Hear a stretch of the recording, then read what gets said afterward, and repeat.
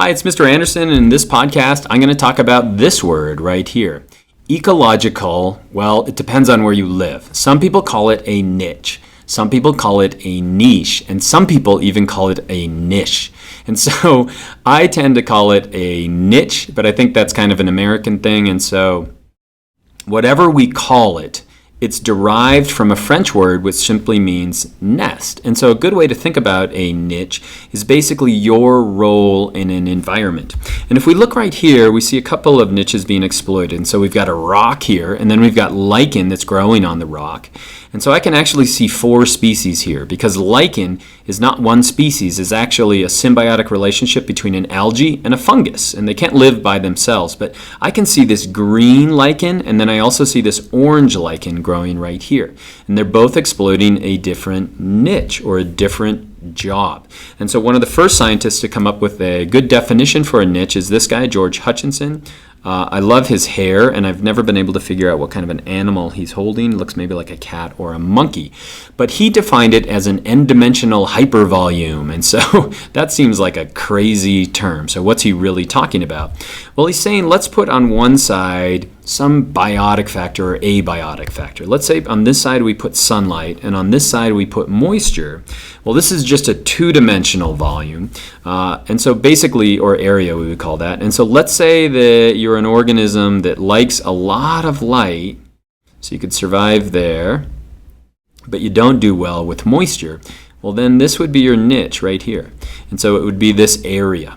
But he says there are so many different characteristics, both biotic and abiotic, so we could add temperature, food, predators, all those things. So if you think of each of those being a different dimension, then you would have this complex n-dimensional hypervolume, and it would be this shape that only a species can fill, and none of those species can overlap.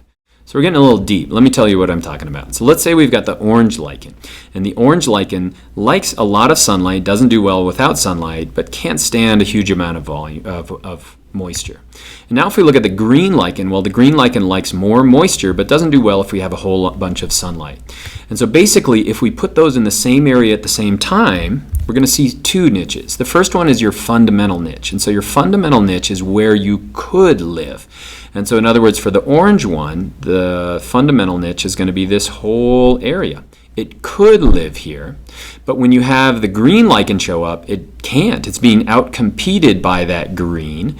And so now we would have to give up this section. This actually belongs to the green. And so now the realized niche of that orange lichen is just going to be this shape right here.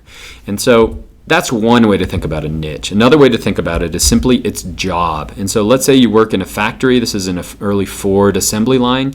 Basically, each of the workers in here have a specific job or a role within this factory.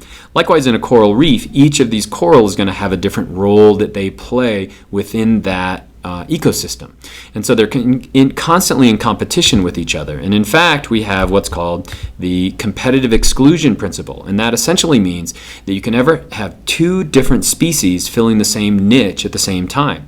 A better way to say that is that complete competitors, in other words, 2 species that are in complete competitions, doesn't even exist. It's like a fairy tale. And so let me tell you a real story of how this actually plays out. And so this is a coyote, this is a fox, and then this is a gray wolf. And so we didn't have the gray wolf in Yellowstone Park for a long time. And so basically, when the gray wolf was gone, the coyote started to fill that role. And they started to have weird pack-like behavior, and they started to do really well, fill niches that were at one time filled by the gray wolf. As they did that, the red fox population actually went down. They took a hit. And the reason why is that the coyotes were exploiting that niche. Well, now we reintroduce the gray wolf into Yellowstone Park. The gray wolf actually is killing coyotes by the thousands. And so when we introduced the wolf into Yellowstone Park, almost immediately 50% of the coyotes were gone. And that's because they were in competition for the same food source, the wolf and the coyote. And so the wolves would target them and kill them. And a pack of wolves against a coyote is no competition because coyotes kind of live this solitary life. They'd simply kill them. And so basically what's happened is the wolves have now taken over that niche that was being filled by the coyote. As a result, now there's less coyotes, and so you could imagine that the red fox population is starting to take off. And so that's pretty cool. Right now, if you go to Yellowstone Park, we've seen selection, and so now we're seeing coyotes that are much larger than they used to be, and they tend to spend most of their time around the roads, so they get protection from humans. That's it. That's all I've got on the niche, and I hope that's helpful.